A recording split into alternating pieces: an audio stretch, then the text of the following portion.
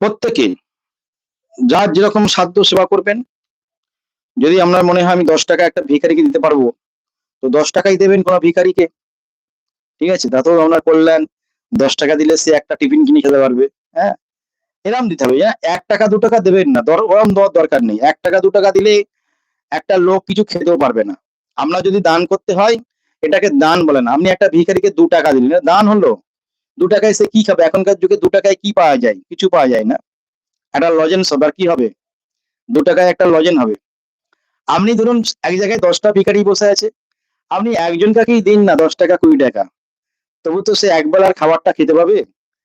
সে আপনাকে দুহাত ভরে আশীর্বাদ দেবে।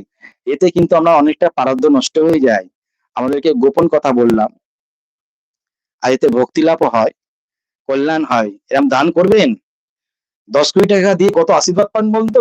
আপনার ৳১০ ৳২০ চলে গেল, হ্যাঁ? আর এতে এত আশীর্বাদ পাবেন যে আশীর্বাদটা আপনি ৳১,০০,০০০ য় কিনতে পারবেন না।